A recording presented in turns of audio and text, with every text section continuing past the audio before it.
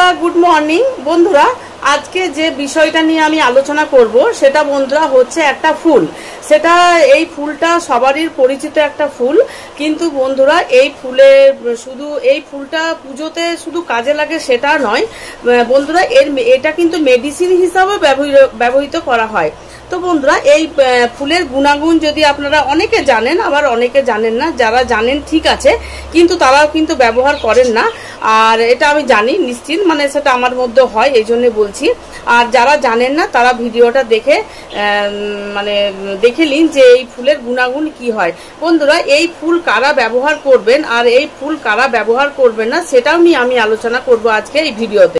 বন্ধুরা এই ফুলের প্রথমে আমি নাম বলবো, তারপর এই ফুলের গুণাগুণ বলবো, আর তারপর এই ফুলটা কেমন ভাবে আপনারা ব্যবহার করবেন, ইউজ করবেন, কেমন ভাবে খাবেন। শুধু তো কাঁচা ফুলটা আপনি খেয়ে নেবেন না, এটা তো খাবার একটা আছে, আপনার কিভাবে খাবেন সে ফুলটা, সেটাও আমি আপনাদের এই ভিডিওতে আলোচনা করব। তো বন্ধুরা এই ফুলটার নাম হচ্ছে জবা ফুল।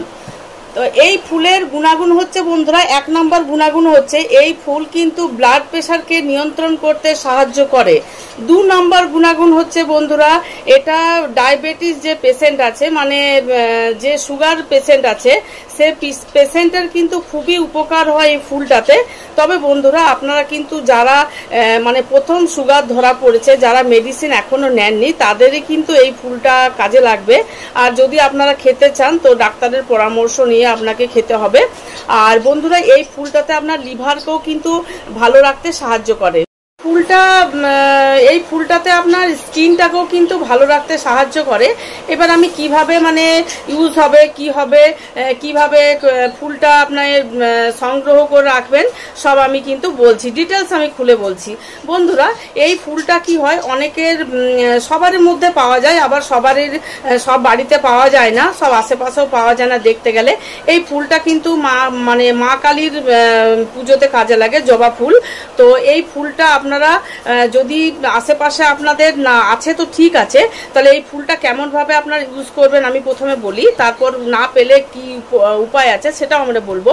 বন্ধুরা এই ফুলটা যতগুলো আপনি ফুল নেবেন, যতগুলো আপনার ফুল আপনার হাতের কাছে থাকবে, সমস্ত ফুল কিন্তু ভালোভাবে রোদে শুকিয়ে নিয়ে একটা জারে ঢাকা দিয়া যে ডিবাগুলো হয় না, সেই ডিবাগুলোর মধ্যে বন্ধুরা চা পাতা কেমন হয় গুঁড়ি করে, শুকিয়ে গেলে দেখবেন সহজেই গুঁড়ি হয়ে যাবে। তো ওই গুঁড়ি করে একটা ডিবার মধ্যে রেখে দিয়ে আমরা র চা কেমন খাই, সেরকম 2 বেলা যদি বন্ধুরা আমরা র চায়ের মতো যদি খেতে পারি না বন্ধুরা, খুব উপকার দেবে। তবে বন্ধুরা এই ফুলটা যাদের হাতের কাছে নেই, যাদের সামনাসামনি নেই বা পাওয়া যায় না, তারা কিন্তু এখন দেখবেন অনলাইনেই কিন্তু সমস্ত জিনিস পাওয়া যায়। অনলাইনে আপনারা খোঁজ করে দেখবেন, এই ফুলের ডাসটা কিন্তু অনলাইনে আপনাদের পাওয়া যাবে, খুব সহজেই পাওয়া যাবে, কোনো অসুবিধা হবে না। তবে বন্ধুরা এইবার আমি আলোচনা করি এই ফুলটা কারা ব্যবহার করবেন না।